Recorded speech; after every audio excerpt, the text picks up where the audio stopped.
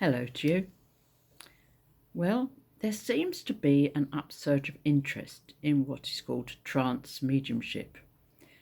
Trance is that condition where the mind is elevated to such an extent, the consciousness is raised, the mental impulses are increased to actually attune to the very highest they can of the spiritual dimensions. Now, I've always said it's like being dead, but not quite. It's the same kind of thing. You're almost over there, but not. That's in the extreme process. And of course, there are all kinds of altered states of consciousness in between.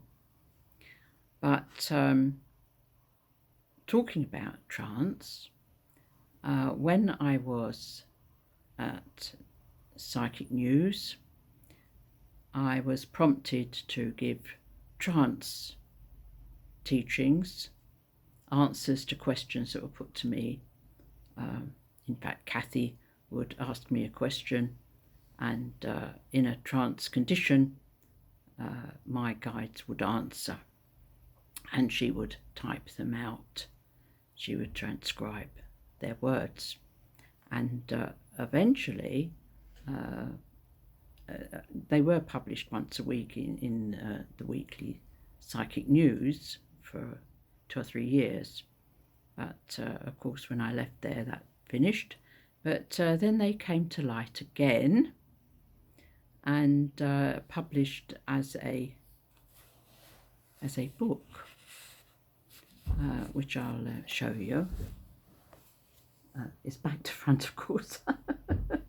But it says Spirit Guides, Iconoclast, and Questions with Answers through Trance Mediumship. To you with love from us, as they used to say. Rev Lyn, Gibb-de. I was guest-de, as you know.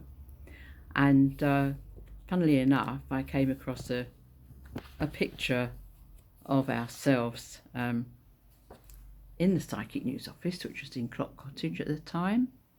That's myself with Walter Smith, who came from America to visit, with Kathy, myself, and Paul Brett, who is now with the Psychic News as an editor of that now magazine.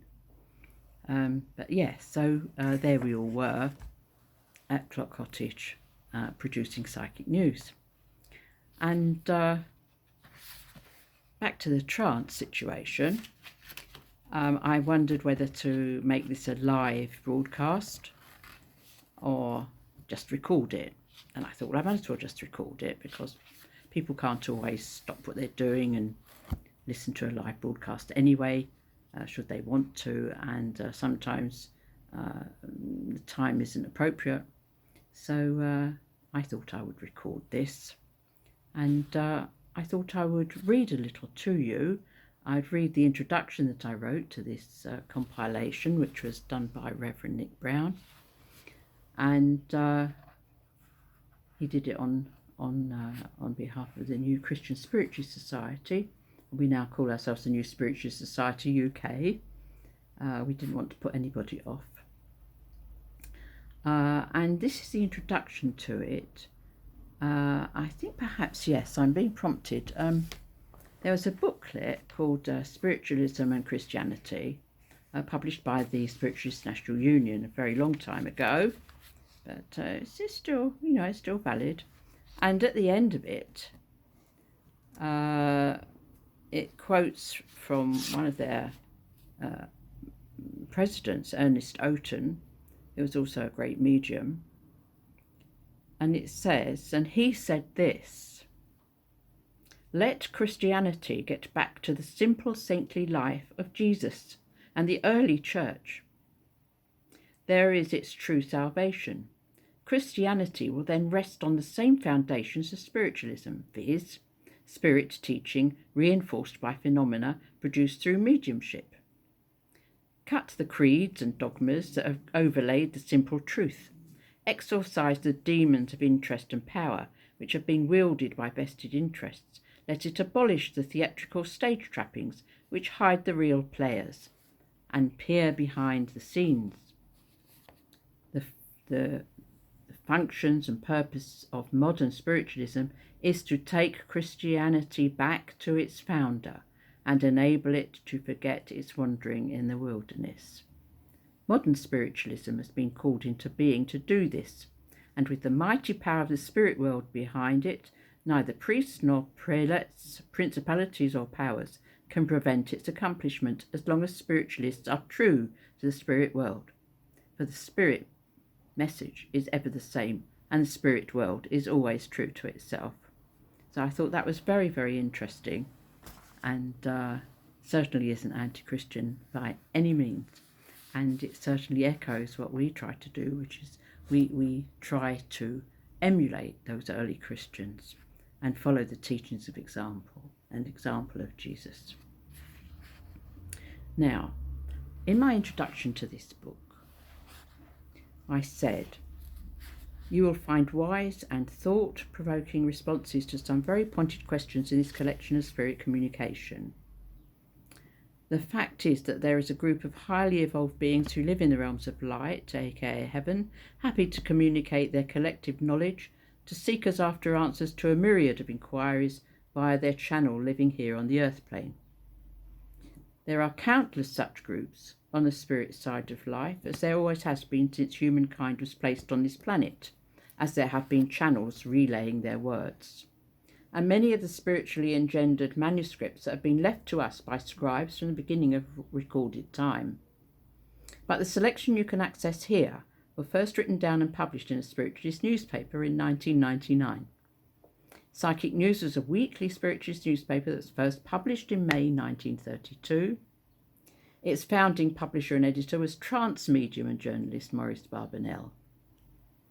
The spokesperson for the group in spirit, for whom Maurice was the medium, called himself Silver Birch.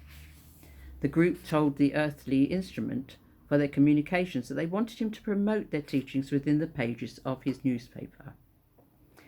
Now printed periodicals were the main sources of general information at that time and continued to be influential until more wireless receivers became part of General P. War and wartime home life, and after that television in the post-war early 1950s.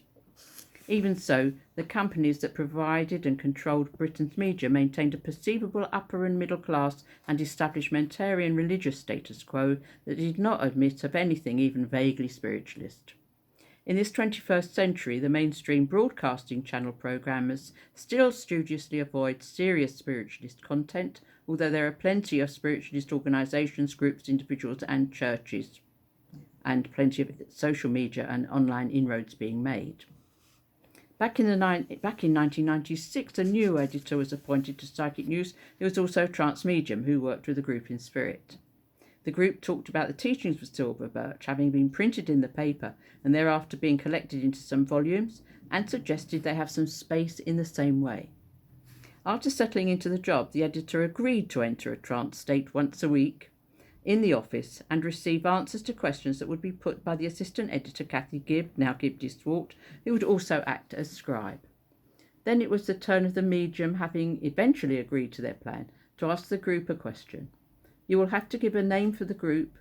People need a name to relate to. After some discussion, basically a lecture on names and personalities, they agreed and pronounced Iconoclast. And on January the 8th, 1999, began sessions that you can access within the pages of this book. No intention to emulate the previous editor's action by publishing a volume thereafter was mooted. However, a CD was made at their instigation with fresh questions asked and some meditations given in the trance state that's proved quite popular since, and that was that. That's the Iconoclast CD. Not quite. In 2021, in one of those inexplicable strange ways that we know spirit works, access to some old copies of PN suddenly turned up, containing those printed questions and answers, and that's how this compendium came into earthly circulation. I trust that you'll find them informative, uplifting, and full of unconditional love and light and truth. May 2021. So, I wanted to give you a reading, and I found this one that I thought you'd find rather interesting. I opened it at this page. January the 1st, 2000. Is there as much of God in all of us as there is anywhere? Anywhere is a very large place, they answered. But for the purpose of answering that question, we shall assume that your anywhere refers to anything in your known world apart from the human being.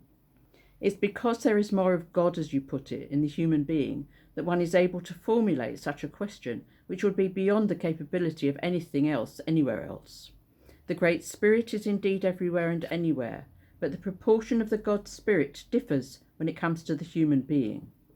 This is where the human being, understanding this, instinctively made the decision for themselves that God made the human being in the likeness of itself, personified in the form of a man in the first instance.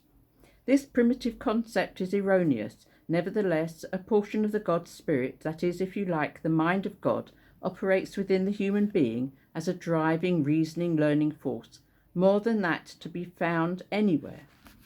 It has become fashionable in these more egalitarian and socially conscious times to express the thought that everything that exists everywhere and anywhere are somehow equal within the guiding spirit that we call God.